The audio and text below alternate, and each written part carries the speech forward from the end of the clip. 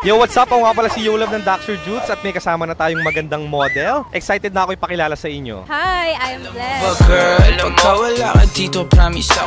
May isang tanong si Yolab sa'yo. Gusto ko sagutin mo ng tapat at totoo. Game ka ba? Game naman. My question is, have you tried...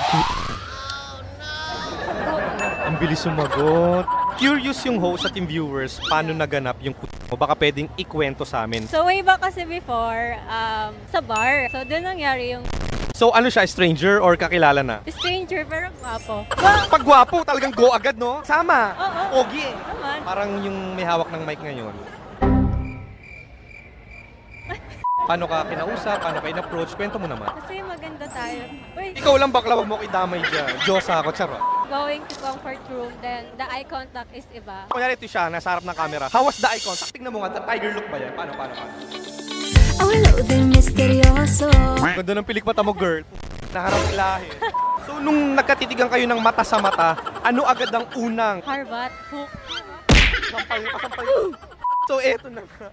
Nung nakita mo na ng mata sa mata na harbat na si Bebe Boy at Pogi, ano na mga sumunod na eksena mo? Di ba nag-CR ako? So, nag-retouch. Tapos pagbalik ko, nalok niya na ako ng drinks. Then doon na nag-start. Cheers! Ganun ba? Ay! Anong iniinom nyo that night? Nakalimutan ko na pero it's color black. Jack Daniels? Parang So, ang lakas makalasing nun. At kapag umiinom ka, talagang iba ang hagod. Nakaka-L. Yes. Nakaka-H. Yes. So ba, ano yung L? Ano yung H? Ano ba yun? Ayan na, hindi alam yung English. Charot, joke lang. Nung inalo ka na ng drink, syempre lagi ka pinapashot kasi baka bet ka. Bet kang lasingin. Kasi nga kapag may alak, may... Balak. So tingin mo may balak si Bebe Boy sa'yo. Feeling ko, parang naman ako.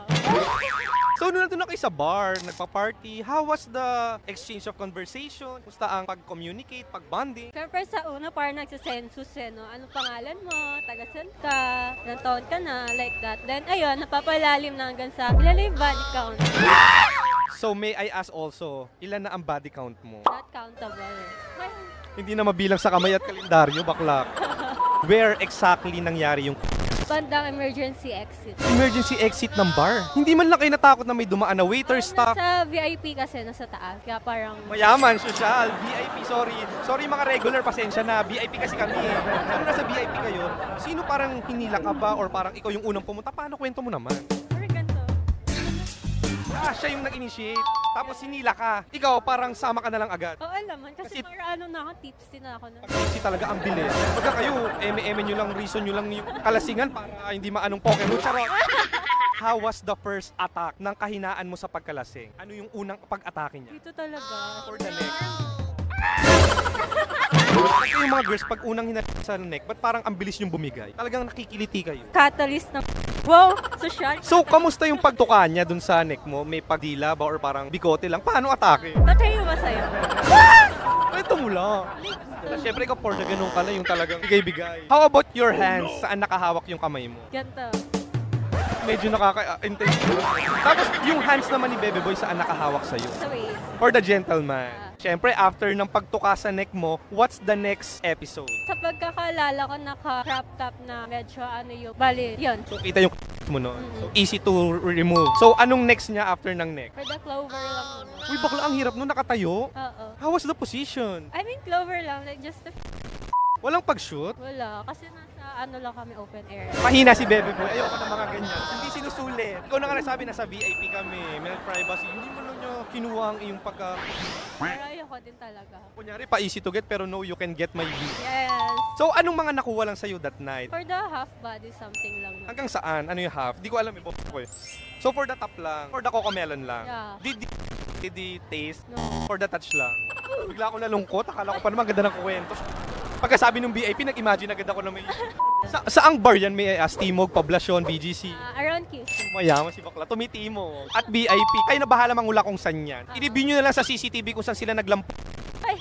So yun na nga. How was your experience sa satisfied ba or may regret or gustong ulitin? Regret. Why regret? Kasi ayoko na ulitin. And why? Ang sanya kaya ng gano'n? Parang kasi after nun, dahil lang sa tipsy, nagawa yung something like that. So kung normal matino ka, hindi mo magagawa yun? Oo. Bakit sa akin gagawin mo kanina na itatry yung sa leeg, hindi ka naman tipsy? Eme ka! Nahuli kita! O, di ba? Check! Trip ko talaga siya. Ano yung message niya habang naging wiki kayo? Ano yung hindi mo makakalimutan na sinasabi niya while in your neck? Mabango daw ako, then Your lips is so kissable. Mayaman, konyo, English. Alam mo, kissable lips din ako. Okay, let's try.